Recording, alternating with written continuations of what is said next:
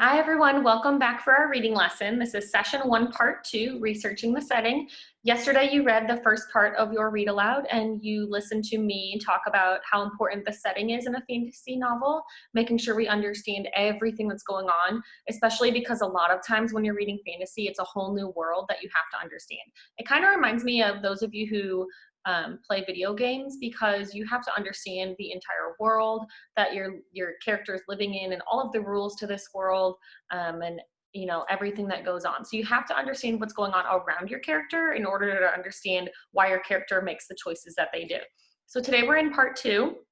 Remember that our teaching point was to figure out not just where your story happens, but what kind of place it is. And that's what you guys did yesterday. So today's just an addition to that. Here's our chart. So sophisticated readers of fantasy research the setting, which is where we started yesterday. But sophisticated readers of fantasy also, at the very beginning, ask about power. So who has it? What is the evidence of power? What kinds of power are in this world? That's where we're going to be heading today. I know that you guys are just starting with your read aloud books. You might only be on chapter 2. That's okay. I want you guys to just try to do what you can today, okay? So yesterday, I started reading The Paper Bag Princess. We're going to finish The Paper Bag Princess today, and then I'm going to model for you guys talking about who has the power, and then I'll tell you what you're going to do for work time today. So let me make myself a little bigger so you can see the book. There we are. Okay. So yesterday, we read the beginning.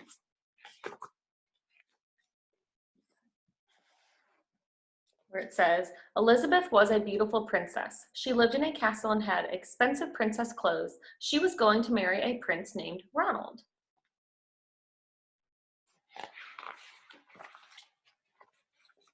Unfortunately, a dragon smashed her castle, burned all her clothes with his fiery breath, and carried off Prince Ronald. I think that's where we stopped yesterday, so the rest is going to be what we haven't read yet. Elizabeth decided to chase the dragon and get Ronald back. She looked everywhere for something to wear, but the only thing she could find that was not burnt was a paper bag. So she put on the paper bag and followed the dragon. He was easy to follow because he left a trail of burnt forests and horses' bones. Interesting. You all see that? She's wearing a paper bag. I guess that's why the title is Paper Bag Princess. Finally, Elizabeth came to a cave with a large door that had a huge knocker on it. She took hold of the knocker and banged on the door. The dragon stuck his nose out of the door and said, Well, a princess. I love to eat princesses, but I've already eaten the whole castle today. I am a very busy dragon. Come back tomorrow. He slammed the door so fast that Elizabeth almost got her nose caught.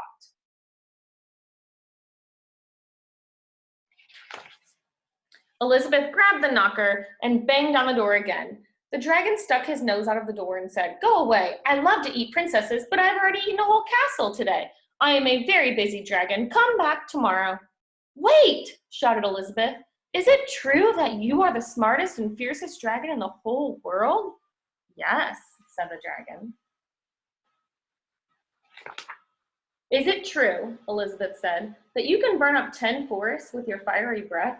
Oh, yes, said the dragon, and he took a huge, deep breath and breathed out so much fire that he burnt up 50 forests. Fantastic, said Elizabeth, and the dragon took another huge breath and breathed out so much fire that he burnt up 100 forests. Magnificent, said Elizabeth, and the dragon took another huge breath, but this time nothing came out at all. The dragon didn't even have enough fire left to cook a meatball. Elizabeth said, Dragon, is it true you can fly around the world in just 10 seconds? Why, yes, said the dragon, and he jumped up and flew all the way around the world in just 10 seconds. He was very tired when he got back, but Elizabeth shouted, Fantastic, do it again. So the dragon jumped up and flew around the world in just 20 seconds. When he got back, he was too tired to talk, and he lay down and went straight to sleep. Elizabeth whispered very softly, Hey, dragon. The dragon didn't move at all. She lifted up the dragon's ear and put her head right inside. She shouted as loud as she could, Hey, dragon! The dragon was so tired, he didn't move. Elizabeth walked right over to the dragon and opened the door, right over the dragon and opened the door to the cave. There was Prince Ronald. He looked at her and said, "Elizabeth, you are a mess. You smell like ashes, your hair is all tangled, and you are wearing a dirty old paper bag. Come back when you are dressed like a real princess." "Ronald," said Elizabeth, "your clothes are really pretty and your hair is very neat. You look like a real prince, but you are a bum." They didn't get married after all. That's the end. That's a pretty cute book, huh?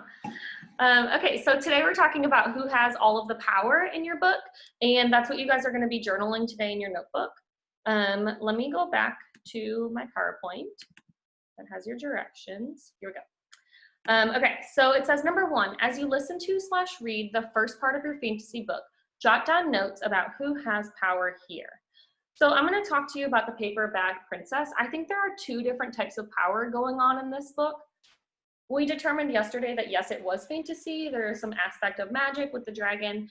And today I think that there's 2 parts of 2 people who have power. So the obvious one at the very beginning is the dragon. The dragon has some power because he can breathe fire, he can destroy things very quickly, he can fly. And so I think that the dragon has like the obvious power in this story, which is typically what we see. You know, you're gonna have someone who has that obvious amount of power. He's able, remember that power doesn't necessarily mean magic. So whoever has magic might have the power. In this case, the dragon has the power because he can destroy things, he can take things, he can kidnap the prince. So he has all of that power, and he can get whatever he wants because of his abilities. So that makes him have some power.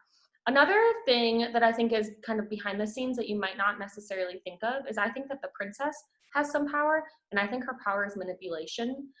It's not as obvious, it's not something like magic that it comes out right there and tells you, but her power of manipulation is what made the dragon get so tired. So her quest was to save the Prince Ronald. That was her quest of the story, and how she did that was she convinced the dragon to do all of these amazing things, and she kind of played off of he's kind of conceited in himself, and he thinks that he can do all these great things, which he can. So she just kind of really played that up and was like, "Wow, that's amazing, magnificent, do it again, I want to see it again."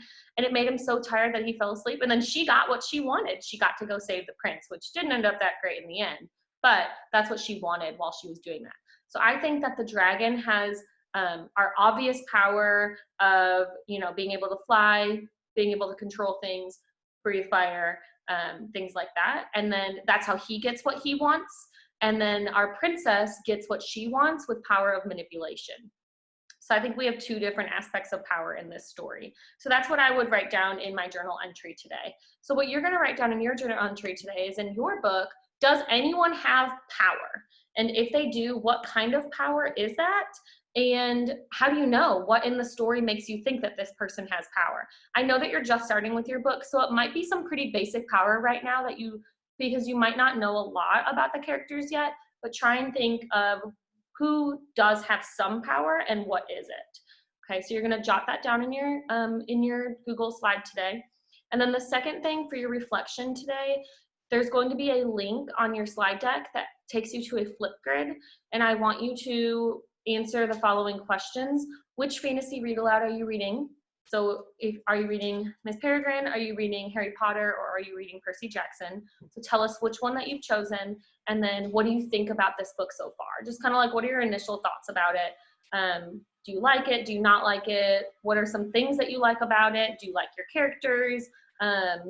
You know, how's the story going for you? Are you hooked in? Just what are some initial thoughts that you have about the book so far?